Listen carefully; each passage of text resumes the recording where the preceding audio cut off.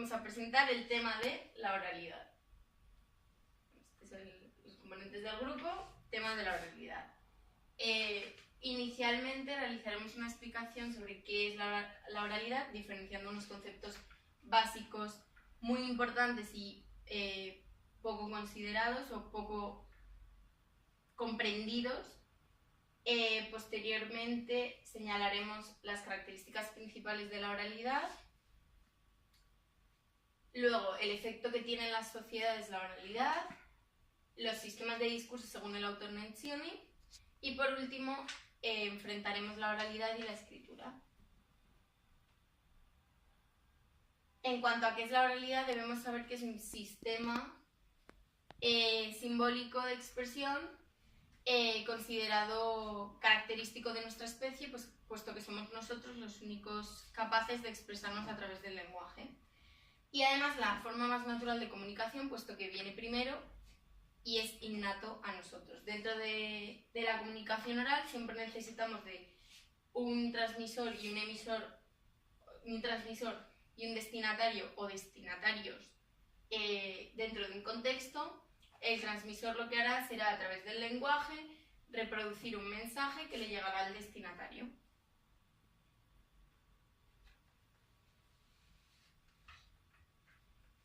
Siempre dudamos entre la diferencia entre comunicación, lenguaje, lengua y habla. Todo esto viene introducido a través de un proceso psíquico, físico y fisiológico que es la comunicación, que es el sistema de interacción que existe entre dos interlocutores o dos personas. El lenguaje es la propia facultad humana que tenemos para poder expresarnos y la lengua es el sistema de signos, como hemos mencionado antes, que utilizamos para comunicarnos. Lenguaje y lengua son confusos por influencia del inglés, ya que en inglés language, que es la misma palabra, hace referencia a ambos. Por último, el habla es la realización de este proceso por el cual un transmisor piensa, realiza la expresión del mensaje y por último el destinatario lo analiza y lo comprende.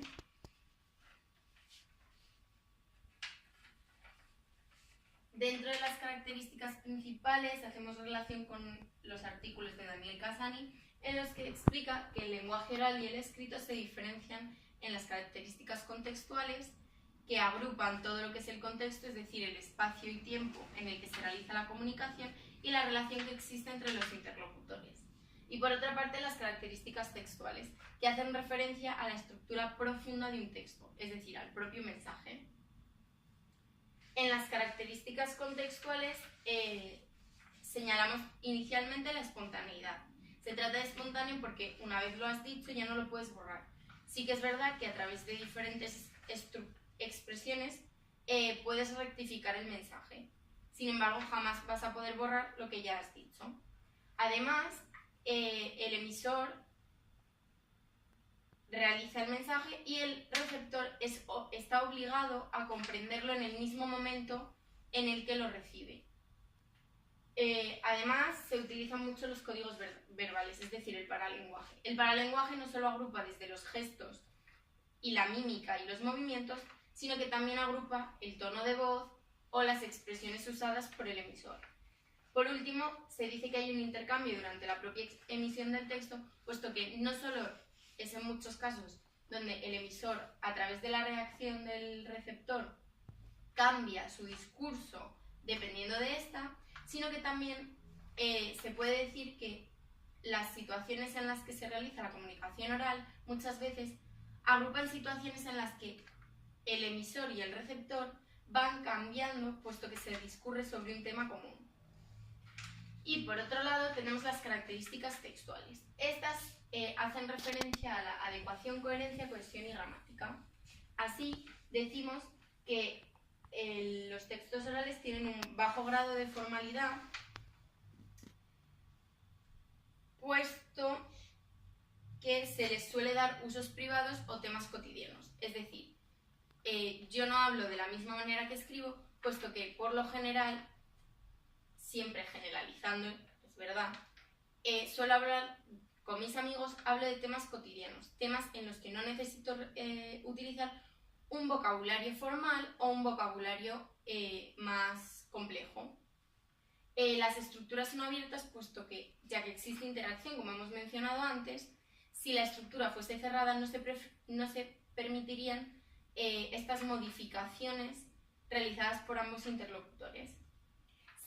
También se asocia a que es menos gramatical, puesto que evidentemente tiene frases o expresiones que no va a tener un texto planificado como es el texto escrito. Y por último, hay que señalar que todos utilizamos a la hora de realizar un discurso oral comodines, palabras parásito como sí, no sé, y muletillas.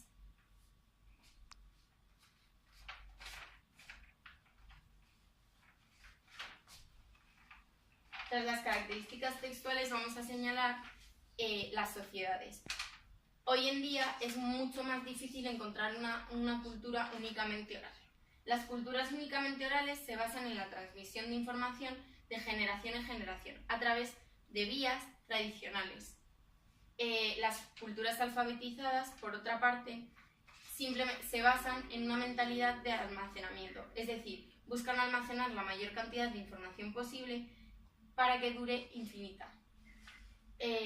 Así se pasa de una oralidad a una escritura, que tiene relación, de nuevo, con las culturas orales, que son consideradas, por así decirlo, más básicas. Por tanto, podemos señalar que hay diferencias culturales. También hay una diferencia en la mentalidad, puesto que las culturas únicamente orales basan su conocimiento en que la comunicación tiene que ser inmediata. Es decir, ambos interlocutores han de estar dentro de un contexto, en un espacio y tiempo concretos para que la comunicación se dé. Por tanto, no solo la mentalidad, sino la percepción de la comunicación.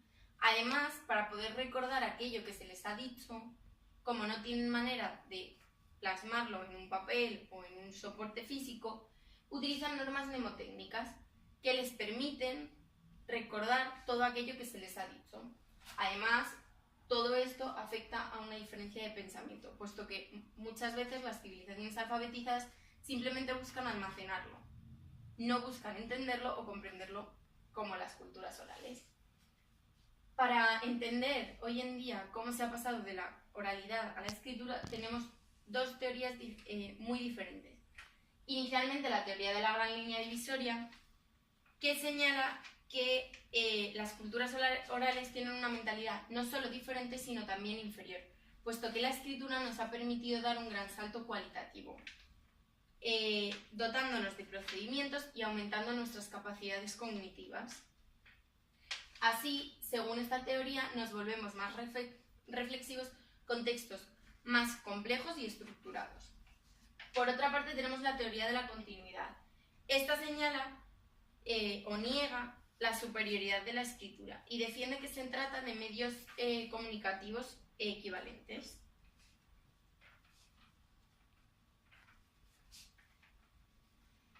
Dentro de los sistemas de discurso mencionamos a Giovanni Nencioni, quien tras analizar muchos textos señaló diferencias entre la oralidad auténtica y el diálogo teatral, diferenciando entre el parlato, que considera un texto oral, como podría ser una conversación entre amigos, y el parlato escrito, que es un texto oral pero escrito, como sería un guión teatral. Dentro de este diferenciaba entre el narrativo teatral, que sería un texto narrativo dentro de un guión, y el parlato recitato, que sería la información o el mensaje que van a representar los actores. Todo esto viene englosado en el parlato programato. ¿Por qué se llama parlato programato? Muy fácil. Nencioni consideraba que en un guión teatral, por ejemplo, el autor y el editor tienen siempre y saben siempre qué va a pasar y cómo se van a realizar los actos, cómo se va a expresar todo y cómo va a quedar finalmente. Por tanto, todo está programado. Además, Nencioni mencionaba que la diferencia entre parlato y parlato escrito es la espontaneidad, ya que en un parlato escrito siempre va a estar más programado, mientras que en un parlato todo va a ser completamente espontáneo. Y que son iguales en cuanto a la presencia física de los interlocutores. Por otra parte, señalaba la diferencia entre escrito parlato, que sería la lectura en voz alta de un texto, por ejemplo, y el escrito, que sería, por ejemplo, un texto jurídico, ya que tiene todas las características de un texto escrito.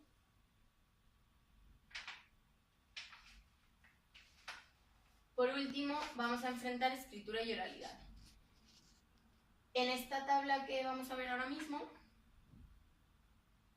¿vale?, diferenciamos algunas características propiamente físicas de lo que sería el mensaje oral con el escrito.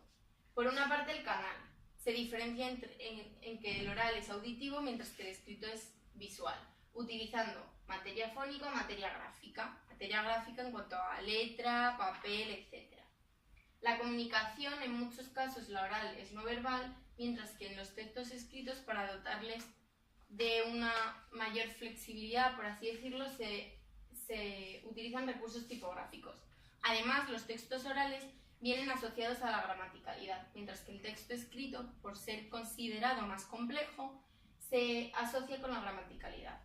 Dentro de un texto oral, a pesar de que en el texto escrito no existe equivalencia, utilizamos el paralenguaje, que, como se ha mencionado antes, son los gestos. Dentro del texto oral tenemos un contexto compartido e inmediato, es decir, yo necesito saber lo mismo que la persona con la que estoy hablando para comprender el tema del que se está hablando, mientras que en un texto escrito no tiene por qué ser compartido, ya que el receptor puede haberse informado previamente o puede informarse posteriormente del tema tratado. Por último, la sintaxis suele ser más sencilla y espontánea en los textos orales, según los artículos de Michael Halliday, el lenguaje oral se considera menos sofisticado porque en muchos casos existen errores, dudas o silencios. Así, la autora Blanche Benevist señala que estas dudas y silencios pueden ser reveladoras en la hora de entender cómo funciona el lenguaje.